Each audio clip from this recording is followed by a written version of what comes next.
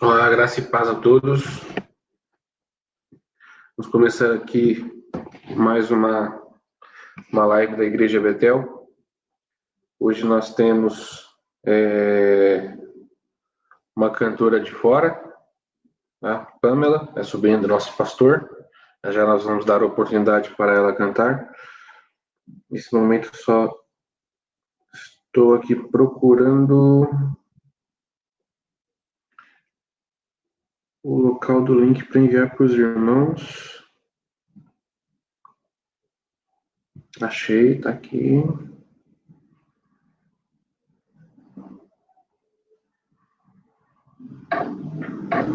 A Pamela é sobrinha do nosso pastor. Já nós vamos dar a oportunidade para ela cantar.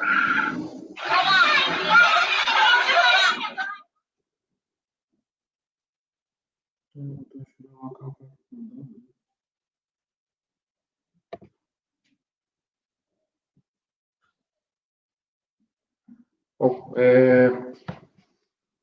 Pamela, você pode louvar a Deus, tá? Eu vou pedir para você abrir a sua câmera, por favor. É só clicar no botão aí de habilitar a câmera. Aí você vai aparecer aqui juntamente comigo na tela.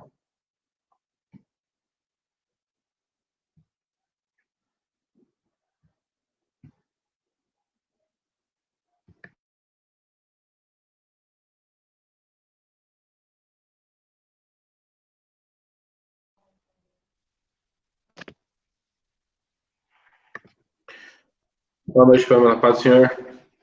A paz. Você já está com a oportunidade, tá? Eu já dei início aqui na live. Eu estou te mandando já o link também.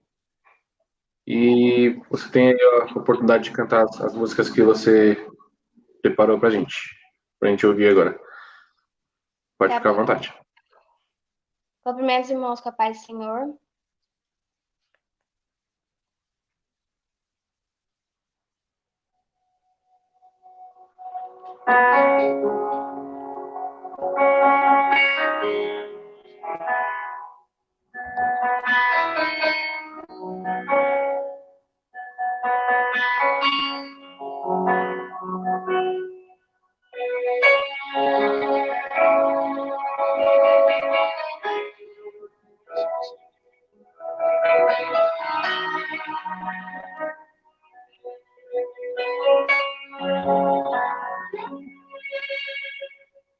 Tá se preocupando à toa. Só um minutinho, peraí, rapidinho.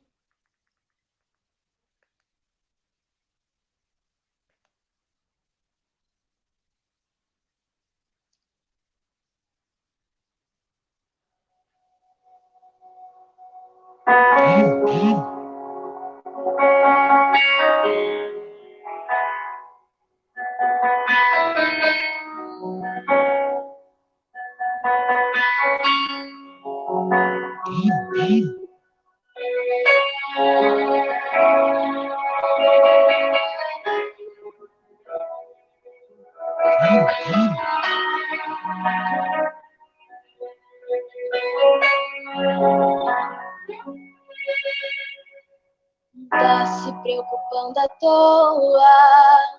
O diagnóstico do homem não significa nada. Tenha calma. Sou eu quem dou a vida, sou eu quem tira a vida e determino o tempo pra curar as feridas. Sou eu quem faço. Quem é o homem pra pôr um ponto final onde eu não coloquei? Não entre em desespero, enxugue as suas lágrimas, é tudo passageiro. Você precisa confiar e descansar. Descansar.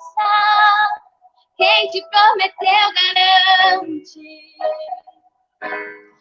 Descansar. Este mal não é pra morte. Descansar. Sou eu que estou tocando agora. Já tenho a sua vitória. Só precisa descansar.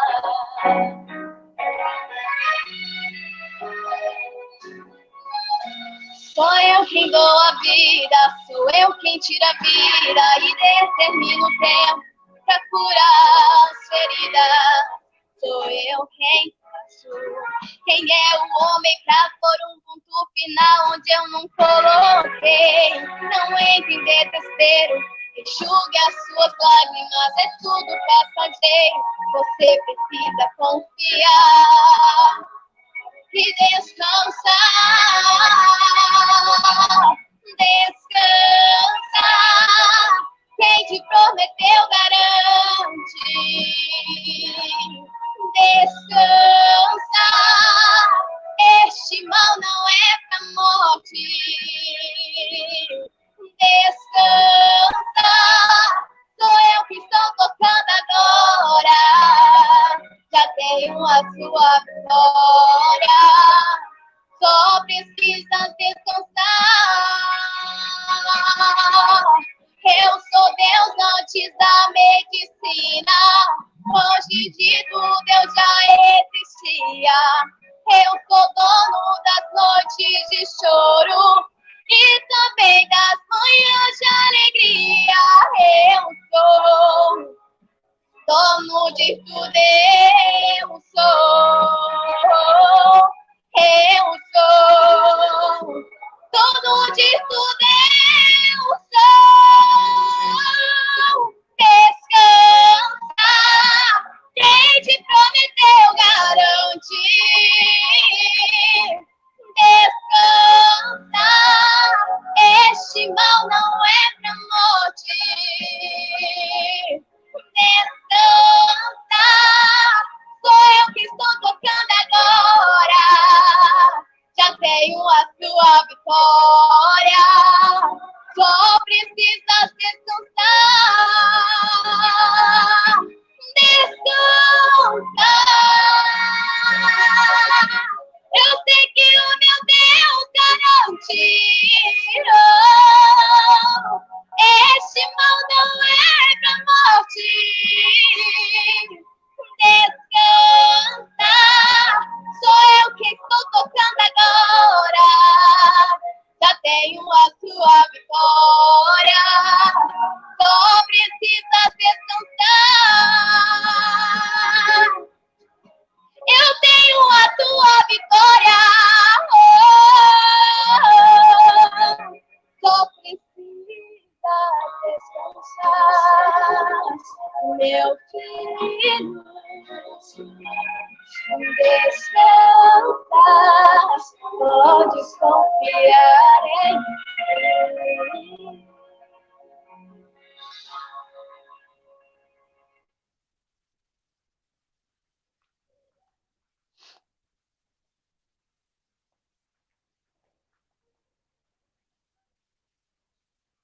em mim.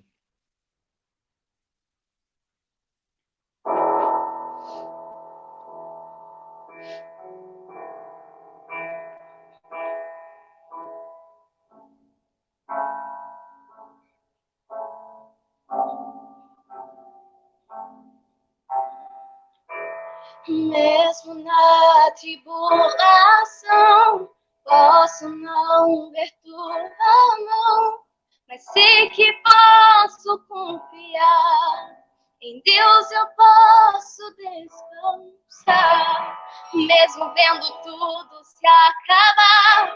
Eu sei que nada vai me faltar. Lá do alto vem a provisão. O meu milagre está em tuas mãos. Olharei pro alto, de onde vem socorro, e é firme na rocha, e eu terei vitória. Olharei pro céu, de onde vem a bênção, terei o testemunho e contarei ao mundo que tu és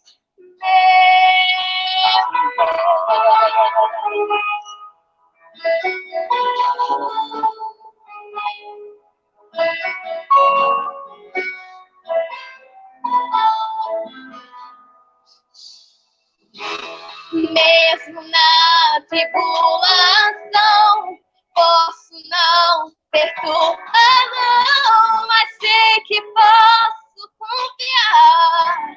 Em Deus eu posso descansar. Mesmo vendo tudo se acabar, eu sei que nada vai me faltar. Lá do alto vem a provisão. O meu milagre está em tuas mãos. Eu olharei pro alto, de onde vem socorro, e é firme na rocha, que eu terei vitória. Eu olharei pro céu, de onde vem a bênção, terei o testemunho e contarei ao mundo que tu és meu Deus. Quando a minha força se tornar e tudo em mim desmoronar, então olharei pra ti e confiarei em teu amor. E quando o vento então soprar, eu sei que em ti vou me firmar. Então confiarei em ti e na promessa que fez a mim. A mim. Eu olharei pro alto, de onde vem socorro, e firme na rocha, e eu terei vitória. Eu olharei pro céu, de onde vem a bênção, eu terei o testemunho, eu contarei ao mundo que tu és.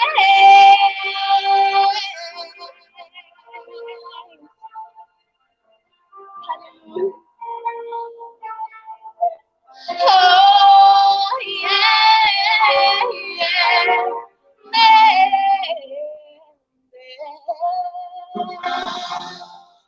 Agradeço a oportunidade em nome de Jesus.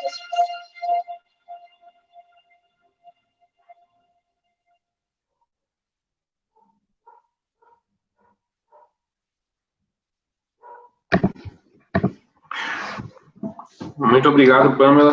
Deus te abençoe. Amém. Ter aceitado aí a oportunidade de louvar a Deus juntamente conosco. Agora nós iremos ouvir a palavra de Deus com o pastor Zé Luiz, tá? Eu estou adicionando ele aqui, a imagem dele. Graças e paz, pastor. A paz do Senhor, tudo bem? E a A paz. paz da minha sobrinha, tudo bem? Tudo tranquilo?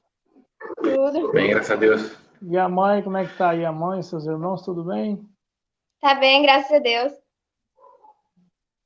Então tá bom. Deus abençoe, muito obrigado por você ter aceitado aqui o nosso convite. Deus Amém. continue abençoando muito sua vida. Amém. Muito bonito, muito lindo. Obrigada. Bom, meus irmãos, paz do Senhor a todos, uma boa noite a todos os irmãos, os amigos, as pessoas que estão nos acompanhando nas redes sociais. Deus seja louvado pela sua vida e por mais uma oportunidade que o Senhor tem nos dado de nós estarmos juntos aqui. É bem verdade que nós estamos fazendo essa live por circunstâncias alheias à nossa vontade, mas nós esperamos o quanto mais breve possível o retorno pleno da igreja às suas atividades, não é? E enquanto isso não é possível, nós estamos aqui fazendo esses cultos e também, na medida do possível, visitando os irmãos e fazendo nossa parte, nosso trabalho pastoral que não pode parar. Sob circunstância nenhuma da vida, nós podemos parar o nosso trabalho pastoral. E também eu quero dizer para os irmãos que muito me preocupa, né, de fato, essa situação. Espero que ela tenha uma solução com muita brevidade, né, até porque um dos riscos que a igreja corre nesse momento, de muitos que correm nesse momento, é justamente achar que lives pode substituir o mandamento de Deus de nos reunirmos todos no mesmo lugar como igreja para nós adorarmos a Deus. Até porque a comunhão da igreja, nós reunidos, ela tem um efeito curador, um efeito terapêutico. A comunhão sara a igreja. E sara a igreja contra vários parasitas que tentam, na medida de que encontra pouca imunidade, se alojar no seio da igreja. Então, a comunhão é curadora, a comunhão é terapêutica, ela é necessária para nós mantermos a saúde espiritual da igreja como um todo. Meus irmãos, eu gostaria também de avisar os irmãos que esta semana nossos trabalhos serão até que nós tenhamos um outro direcionamento, será feito através das lives. Então, nós vamos manter isso, né? Então, os irmãos fiquem atentos, fiquem ligados aos avisos, aos anúncios que nós vamos fazer durante a semana, mas a ideia é essa, permanecer com os cultos online. E eu quero convidar os irmãos hoje para nós meditarmos na palavra do Senhor, né? Meditação na palavra do Senhor. E é Marcos, capítulo de número 6. Na semana passada nós também tivemos meditando no Evangelho de Marcos. E hoje nós vamos meditar mais uma vez no Evangelho de Marcos e dessa vez nós vamos meditar no capítulo de número 6. Então, os irmãos que têm a sua Bíblia na mão poderão acompanhar a meditação que nós vamos fazer aqui em Marcos capítulo 6, do versículo 45 ao versículo de número 53. Nós vamos ler Marcos 45, Marcos 6, do versículo 45 ao versículo de número 53.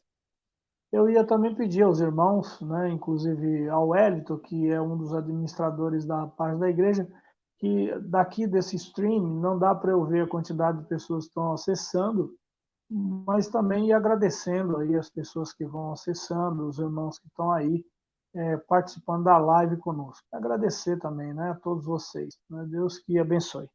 Então vamos ao texto de Marcos, capítulo 6, versículo 45 a 53, que nos diz assim a palavra do Senhor.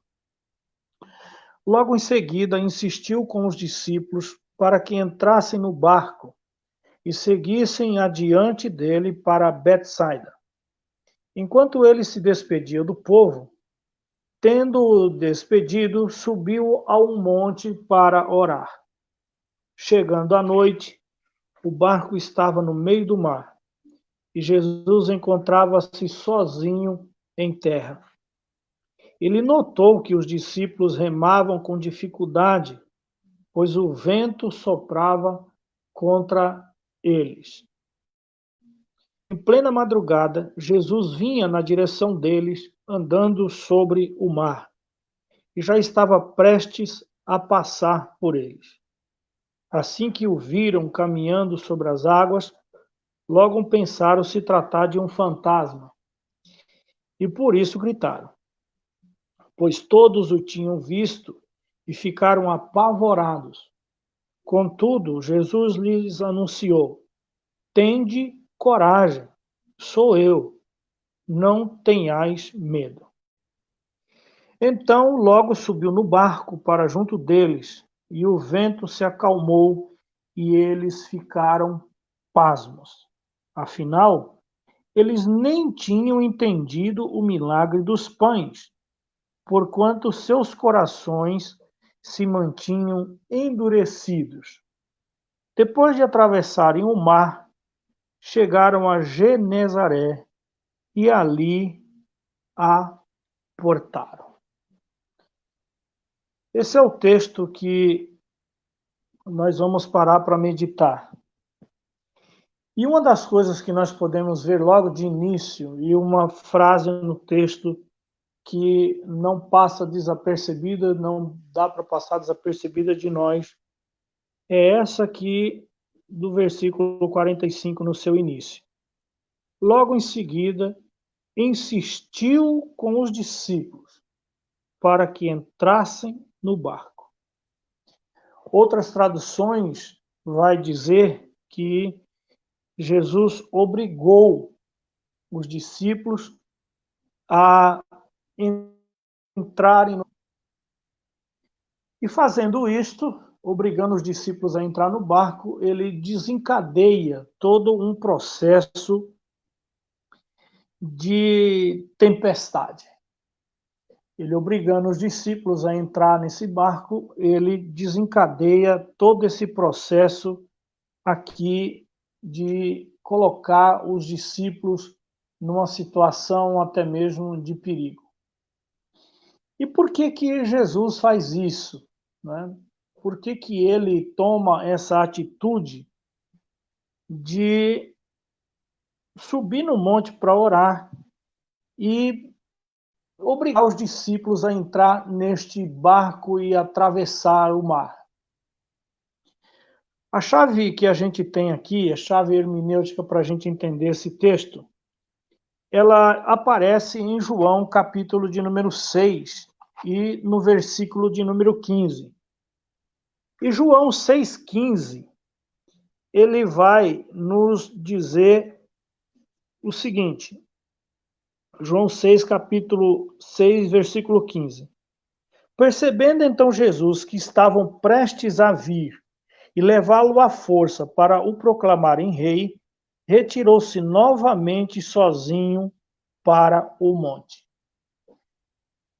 O Evangelho de Mateus e o Evangelho de Marcos, porque o Evangelho de Lucas omite esse relato, só o Evangelho de Mateus, de Marcos e de João é que narram esse episódio, sendo que João nos dá uma pista para a gente entender o que está acontecendo aqui. Na verdade, esse texto tem uma conexão imediatamente direta com o milagre da multiplicação dos pães.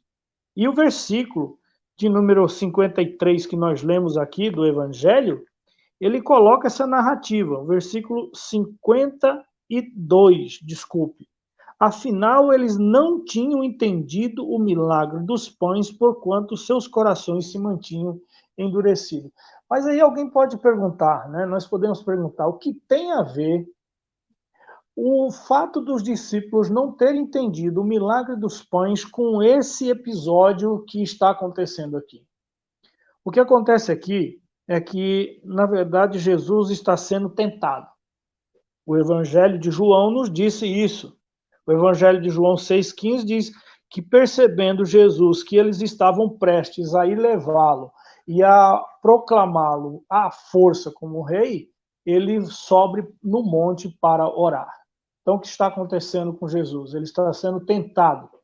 A mesma tentação que sofreu no deserto, a tentação de subir ao trono através do poder, através de um artifício político, essa tentação que ele está tendo aqui, ele está sendo tentado. Então, para fugir à tentação, ele vai para o monte para orar. E, fazendo isso, ele obriga, então, os discípulos a atravessar o mar. Esta é a primeira razão, mas há uma segunda razão, uma razão secundária para ele ter tomado essa atitude. Até porque Jesus sabia muito bem os riscos, os perigos que os discípulos estavam sendo expostos. Ainda mais, aquela região era uma região que, segundo os comentaristas, ela está sujeita a muitas tempestades e tempestades imprevisíveis. Então, a razão secundária que ele tem, que o texto mostra, é essa daqui. Eles não tinham entendido o milagre dos pães, porquanto seus corações estavam endurecidos. O que eles tinham que fazer aqui? O que está acontecendo? A primeira razão para isso ter acontecido é que Jesus estava sendo tentado. E a segunda razão é que os discípulos precisavam crescer na fé. Eles precisavam amadurecer. Precisavam ter uma visão correta da pessoa de Jesus. Eles precisavam aprender. Precisavam ter experiências. E aqui, meus irmãos, é que a gente chega já a uma coisa muito importante da gente entender. Que existem determinadas situações na nossa vida que Deus permite para que nós cresçamos, para que nós tenhamos experiências com Ele, para que nós melhoremos a nossa compreensão da vida e também uma maior compreensão dele mesmo. A gente vê, por exemplo, lá no livro de Jó, no Jó 42, no versículo 5, que após os sofrimentos que ele passou na vida, ele vai dizer: com os ouvidos eu ouvira falar de ti, mas agora te veem os meus olhos. Ou seja, apesar de toda a sua piedade, o seu conhecimento de Deus era um conhecimento de segunda mão. Agora, com essa experiência que ele está tendo, esse conhecimento a respeito de Deus se torna um conhecimento experimental. Ele agora experimentou de fato um conhecimento verdadeiro a respeito de Deus. Muitos de nós também, muitos cristãos, muitos de nós temos também um conhecimento de Deus de segunda categoria, um conhecimento de Deus de segunda mão. Ao sairmos das crises que nós passamos na vida, agora, após essas experiências do poder de Deus, nós passamos então a ter um conhecimento vivo e pessoal a respeito de Deus, a respeito de Jesus, e um amadurecimento em relação aos grandes desafios que nós temos na vida. Os momentos de angústia e de ansiedade são momentos da intervenção graciosa de Deus. São nesses momentos de crise, são nesses momentos de ansiedade que nós passamos na vida que nós experimentamos a graciosa e maravilhosa intervenção de Deus na história das nossas vidas. E por quantas vezes Deus tem feito isso? Por isso, quem está sofrendo, quem está passando por dificuldades na vida, por crises na vida, não deve se sentir como um barquinho agitado pelo vento e não deve lamuriar, reclamar ou murmurar, não deve se queixar. Seja espiritualmente adulto. Né? Quantas pessoas são crianças na fé, bebês na fé, né? Ainda não amadureceram na fé. E os discípulos aqui não tinham entendido ainda o milagre dos pães. Ou seja, eles também pensavam e caíram na euforia de Israel, que esperava um libertador político, esperavam um rei político invencível, né? E pretendiam levar Jesus à força e entronizá-lo como rei. Essa também era a perspectiva dos discípulos. Eles também pensavam no Messias libertador que viesse libertar o povo através de um grande exército. Aliás, um exército invencível. Porque o que estava passando aqui no coração dos discípulos e no coração dessa multidão? Ora, quais são as duas principais dificuldades de um exército no campo de batalha? Primeiro é a morte, né? E segundo é a falta de pão, falta de alimento. Ora, nós estamos diante de um homem que ressuscita morto e multiplica pão. Então, esse é o nosso rei. Então, eles precisavam amadurecer na fé, se tornar adultos na fé. Não era cair no oba-oba da multidão, mas eles precisavam ter experiências com Deus. As lutas e as dificuldades e as crises, nós devemos vê-las como oportunidades de crescer para nós termos experiências com Deus. É nestas horas que o fiel descobre que precisa depender de Deus. É na hora das crises, na hora das impossibilidades dos homens, é que o discípulo, é que o crente, ele vê que realmente precisa depender de Deus. Uma frase do outro versículo, no verso 48, ele nos diz assim: ele notou que os discípulos remavam com dificuldade, pois o vento soprava contra eles. Em plena madrugada, Jesus vinha na direção deles, andando sobre o mar, e já estava prestes a passar por eles. Deve ser uma sensação inquietante. E o vento está dentro de um barco com ventos batendo contrário e ainda à noite. Deve ser uma situação muito inquietante. Mas isso aqui é um quadro da vida. A vida é assim. Ela não é fácil. A vida é dura. O mundo não é bom. Nós não vivemos no mundo bom. O mundo é mau. E nós vivemos no mundo mau. A vida é dura. Eu estava lendo e meditando sobre esse texto, me lembrei de uma frase de um personagem de Guimarães Rosa, que é o Riobaldo Tatarana. E nessa frase ele diz assim: viver é muito perigoso. Riobaldo Tatarana, ele diz: viver é muito perigoso. Sim, de fato a vida é dura. A vida é perigosa. Viver é perigoso. E eu acrescentaria, eu diria que viver é perigoso e faz mal à saúde. Então a vida realmente é muito dura. E muitas vezes na nossa vida nós somos como esses barquinhos que são agitados pelas tempestades. E também é de Olavo Bilac uma expressão que ele usa em uma das suas poesias, que ele diz assim: sobre as ondas oscila o batel docemente. Sobre as ondas oscila o barquinho docemente, mas nem sempre os barquinhos, a nossa vida vai descendo docemente sobre os mares da vida. Muitas vezes, esses barquinhos aqui, eles enfrentam ventos contrários. E quantos ventos contrários nós atravessamos na nossa vida? Quantas coisas contrárias? Enfermidades que batem a nossa porta.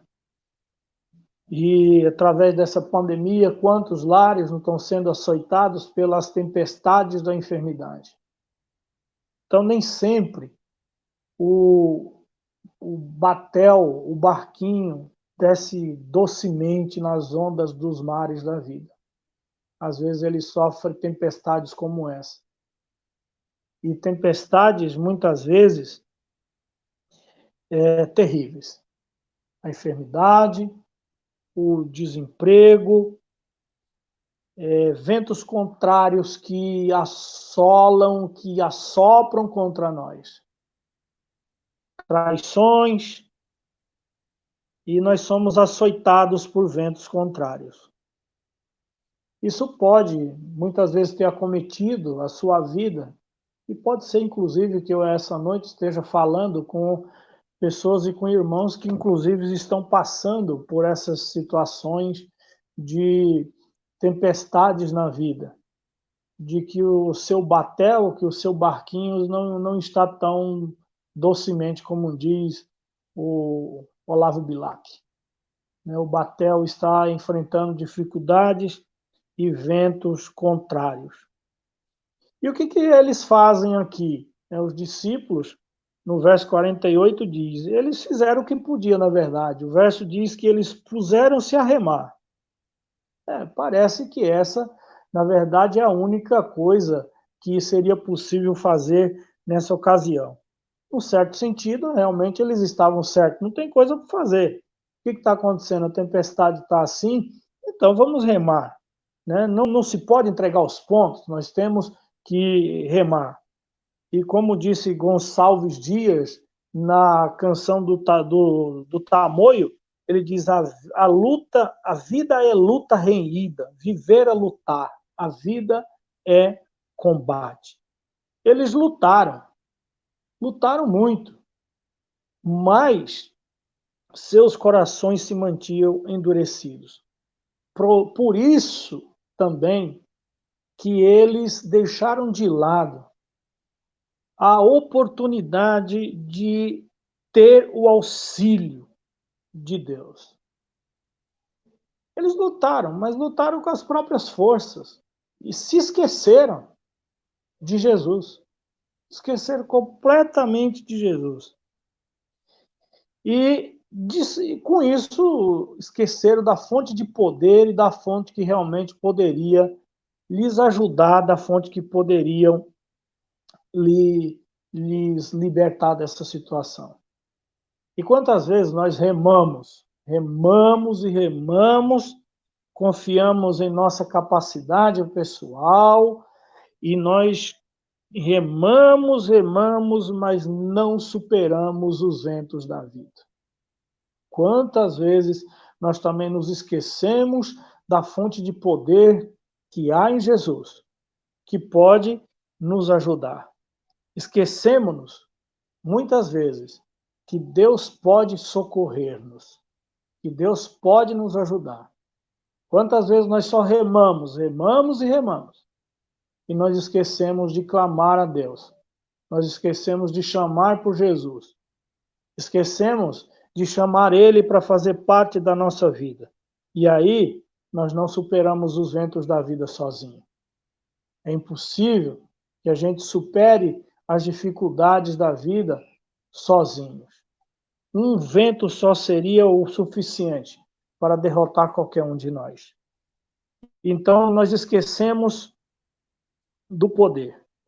E, na verdade, eu acho que a pior tempestade da vida de alguém não são as tempestades da vida, é se esquecer de Deus.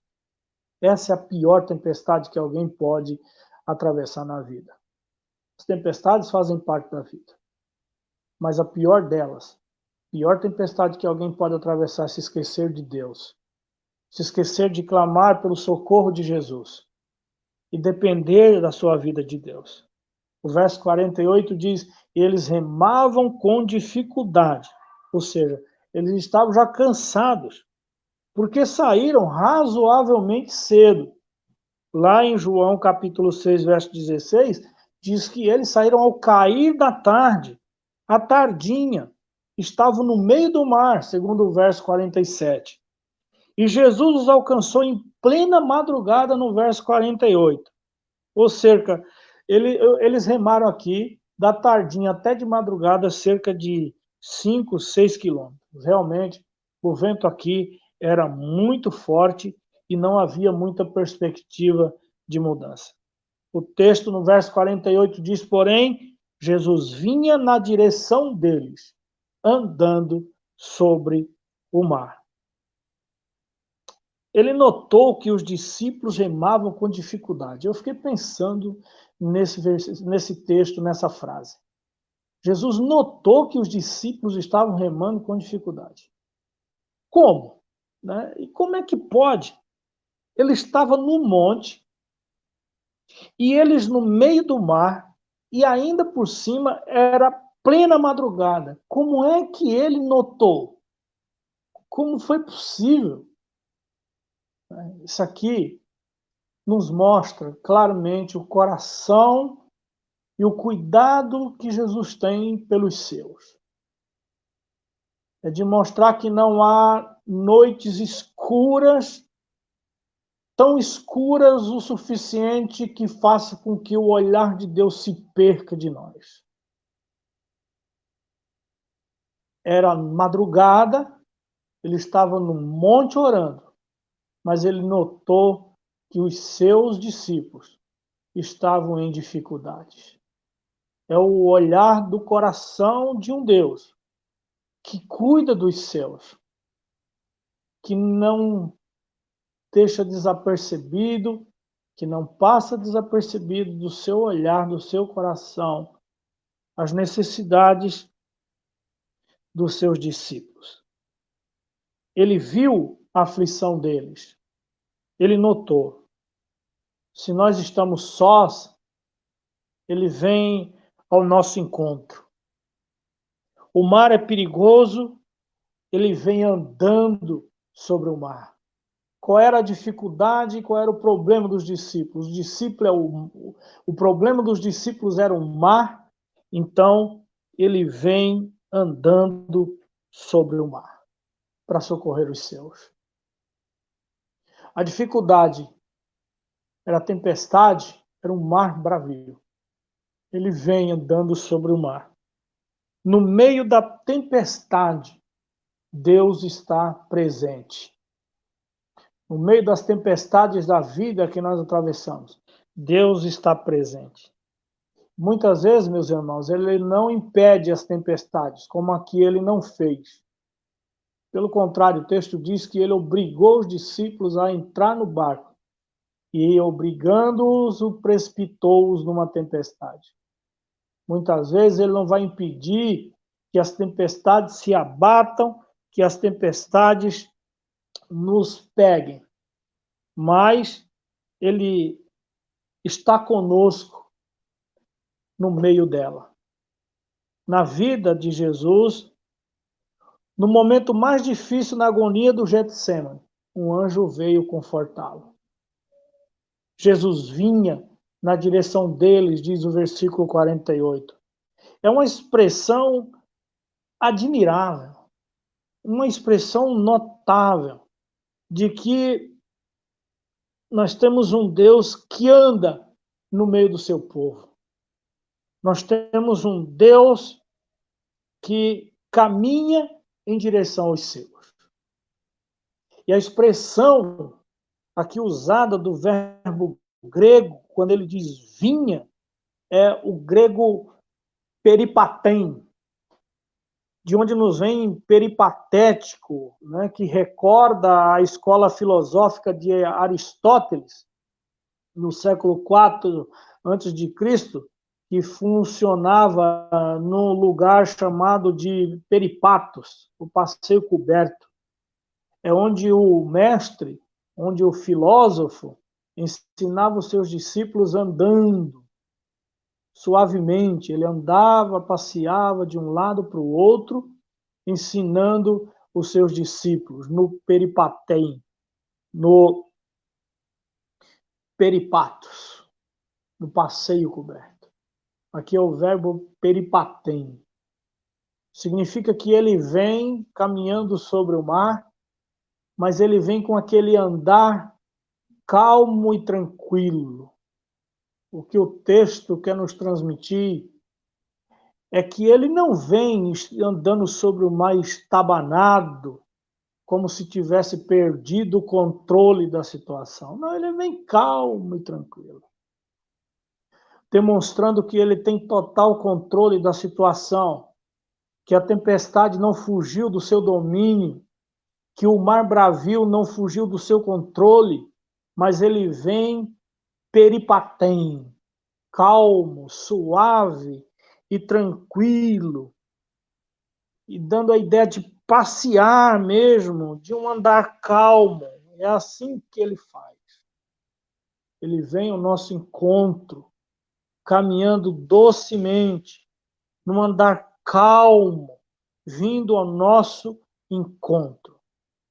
Vendo que os seus amigos estavam em aflição, ele vem caminhando em direção a eles, calmo e tranquilo, andando suavemente para auxiliar os seus amigos que estavam em aflição. Quando sobre as tempestuosas e ameaçadoras tempestades da vida, recordemos que há um Deus que vem ao nosso encontro. Um Deus que vem tranquilo para nos confortar no meio das crises. É a palavra de Deus, é a palavra de Jesus que põe ordem no caos. Lembre-se, meus irmãos, das palavras de Davi no Salmo 34, versículo de 6 a 8, quando ele diz assim: clamou este pobre e o Senhor o ouviu e o livrou de todas as suas angústias. O anjo do Senhor acampa-se ao redor dos que o temem e os livra. Provai e vede que o Senhor é bom, bem-aventurado o homem que nele se refugia. Glória a Deus. Essas são as palavras que nós temos que nos valer. O que torna, então, o cristianismo distinto das demais religiões universais é que ele apresenta um Salvador que vê, um Salvador que sabe o que é ser homem, porque ele foi homem, porque ele passou pelas mesmas dificuldades que nós. E ele chega e diz assim: tenha coragem. Ou seja, não tenha medo, sou eu. No verso 50, não tenha medo. Se ele fosse falar no hebraico, ele diria ani. Se fosse o aramaico, dizia aná. Sou eu, nos lembrando o eu sou. Sou eu que estou aqui. Ou seja, com poucas palavras, mas foram palavras tranquilizadoras. Sou eu, ani ou aná. Sou eu, calma. Sou eu. Eu estou aqui. Eu. E isso basta. Basta nós sabermos na nossa vida que nós temos a presença gloriosa de Jesus conosco. Que nós temos um Deus que na noite mais escura da nossa vida nos assiste e nos vê. Que nós somos amados por Ele e somos objeto do seu amor. Isso deveria nos fazer repousar tranquilo no meio da tempestade, porque no meio dessa tempestade vem a apresentação. Eu estou aqui. Sou eu. Isso basta. E o texto diz, então, logo subiu no barco para junto deles e o vento se acalmou. E o verso 51 é curioso, porque ele diz assim, e eles ficaram pasmos. O vento cessou, mas antes ele subiu no barco para estar com eles. Ou seja, a sua presença acalma a tempestade da vida. A presença de Jesus é tranquilizadora. 4 expressões no texto merecem a nossa atenção aqui. A primeira delas, o verso 45, que diz notou. O verso 48 diz vinha. E no verso 48 ainda ele diz assim, estavam prestes a passar por eles. Isso aqui mostra todo o processo e deixa claro que o comando das ações está com ele. É ele que tem o comando das ações. Nada é casual nem lhe foge ao controle. Mas por que ele quis passar por eles? Porque eles necessitavam de um guia. Eles não estavam no mar, perdidos sem direção, precisavam de um guia. Jesus era o guia. Ele também quer guiar a mim, quer guiar a você nessa grande mar da vida. Deixe que Deus guie os seus passos, deixe que Deus guie sua vida, deixe que Deus faça parte dos seus projetos pessoais. Ele quis passar adiante deles, porque eles necessitavam de um guia. Ele pretende ser o seu guia nas dificuldades da vida, nas tempestades da vida. Hoje nós temos Jesus. E eu achei curioso, porque eles gritaram de medo, diz o texto, pensando que fosse um fantasma. E Marcos usou bem a palavra, as palavras aqui, construiu um quadro intrigante. É um quadro que para mim pareceu muito intrigante. Por quê? Porque eles não temem a tempestade, até lutaram contra ela. Estavam lutando, estavam remando contra ela, mas temeram a presença de Jesus porque acharam que era um fantasma. E eles não temeram a tempestade, mas temeram fantasmas. E temeram, na verdade, o inexistente. Deixaram de temer o que era real, que era a tempestade, para temer aquilo que não existia.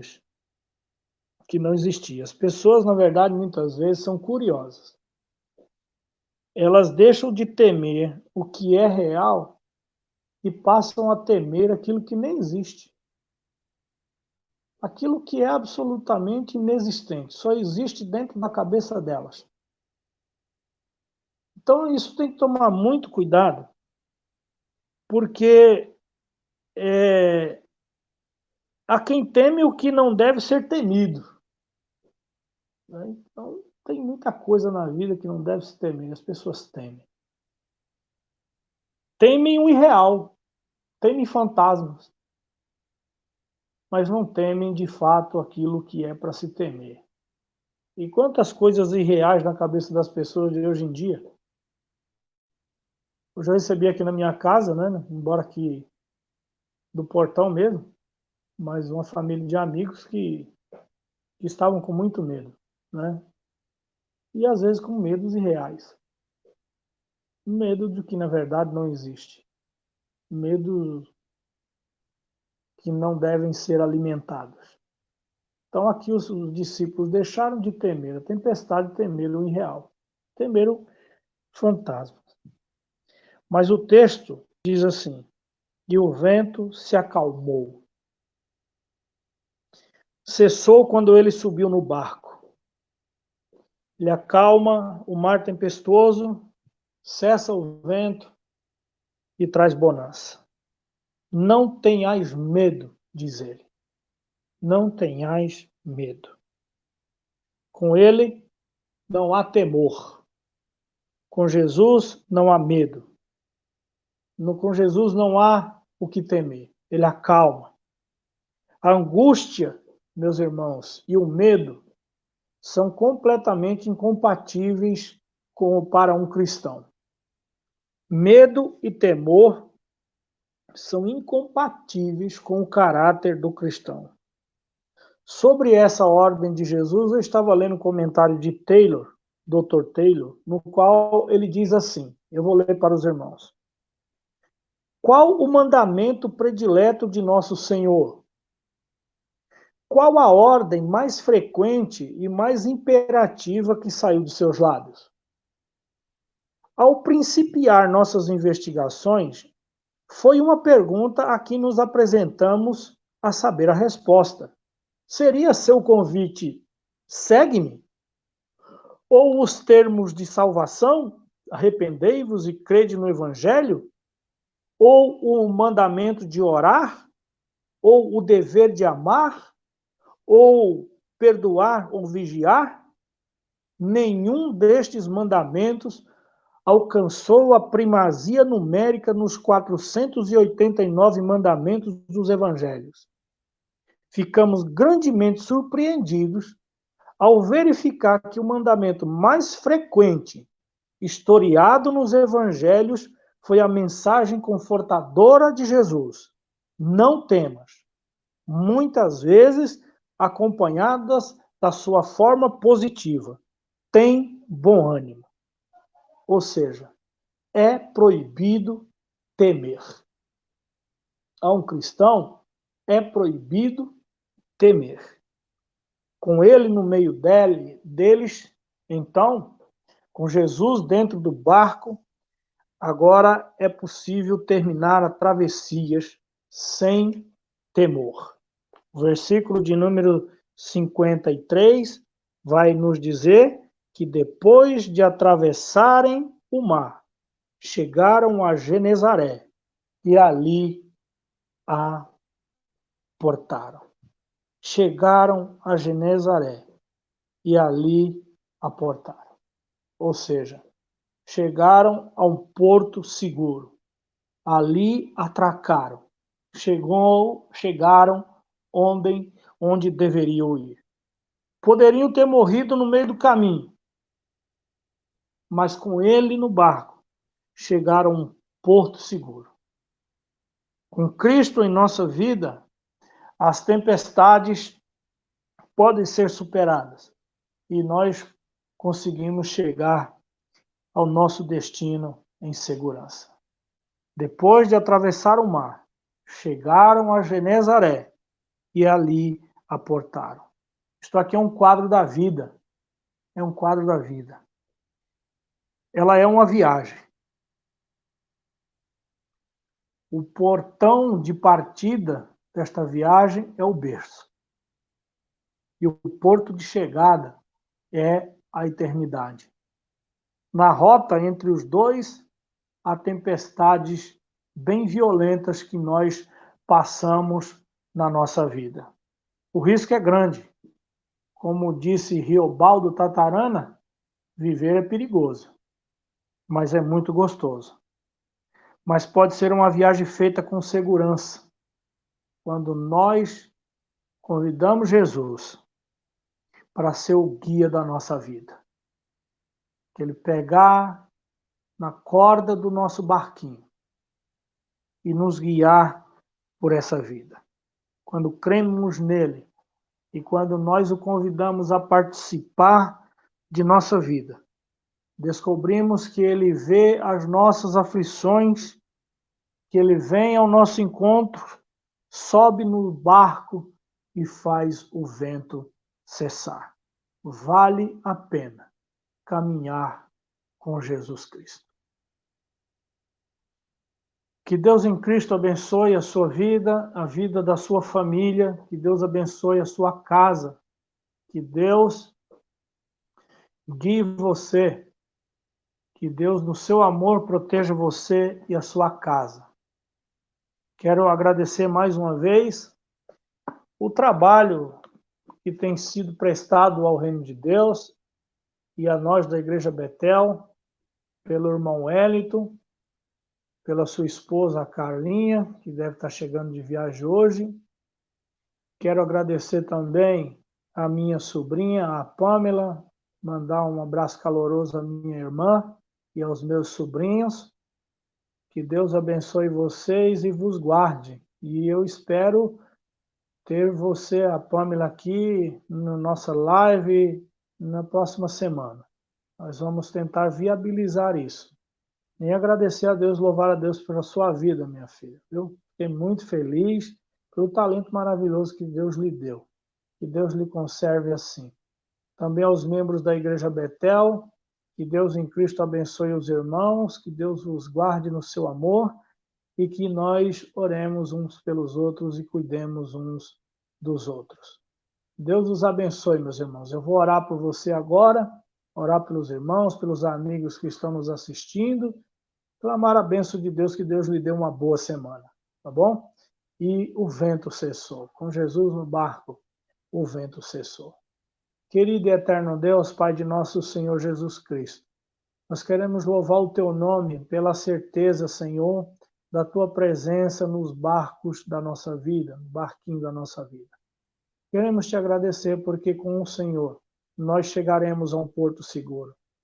Que neste mar bravio da vida, entre uma extremidade e outra, nós haveremos de passar por tempestades, mas o Senhor nos garante chegarmos a um porto seguro. Tua presença nos traz tranquilidade, nos traz segurança. Senhor nosso Deus, abençoe a Tua igreja, abençoe o Teu povo. Tenha misericórdia de cada um de nós e nos guarde no Teu amor. Dê a todos uma semana de paz, dê a todos saúde e que o Senhor guarde e continue livrando o teu povo. Em nome de Jesus. Em nome de Jesus, abençoe a tua igreja. Que o amor de Deus, a graça de Jesus Cristo, a comunhão e as consolações do Espírito seja com a sua igreja e com ela permaneça agora e para todo sempre. E Deus em Cristo abençoe você em nome de Jesus. Amém. Boa noite aos irmãos.